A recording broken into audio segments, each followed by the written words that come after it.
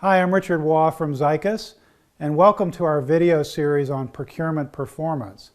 Today's topic, supply-based management, actually part 2 of a 2-part series, where we look at supply-based management as the real SRM. A lot of talk has gone around about SRM, supplier relationship management, but it really comes down to how do you manage a supply base effectively. In the second part today, we'll focus on supplier performance management. And when it comes to supplier performance, it's often a game of what have you done for me lately? Most procurement organizations realize that you get just what you measure.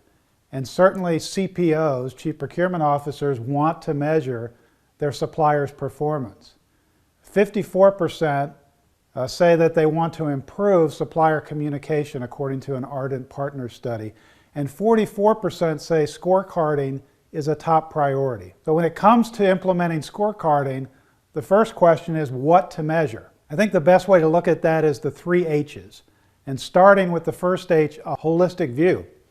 That's being able to look at both quantitative and qualitative assessments of supplier performance. So quantitative things like material inspection or material failure rates coming from internal source systems, as well as qualitative assessments where you survey stakeholders as to what their assessment of a supplier's performance is. And also holistic in the respect that you can also survey your supply base to see how they would self-report or self-assess their own performance. The second H, a hierarchical view, easy for me to say.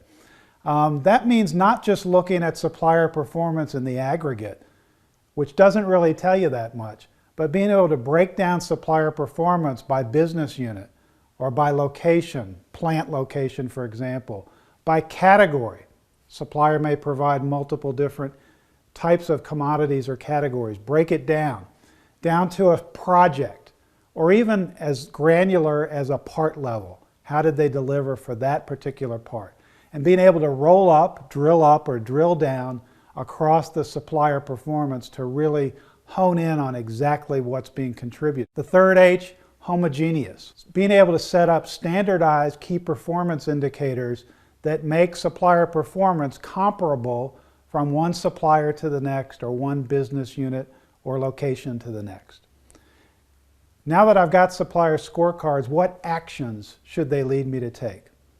One is by doing frequent supplier scorecards and automating the creation, you can certainly keep track of key trends and get out in front of those trends with regard to supplier performance much more quickly. So for instance, supplier performance management and scorecarding systems in particular provide alerts and notifications whenever a supplier's performance starts to dip below the targeted levels that you've set. And what do you do when that occurs?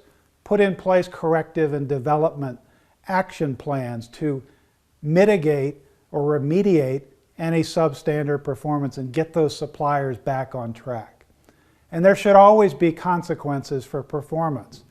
So one is to integrate supplier performance management with the other areas of your whole source-to-pay process.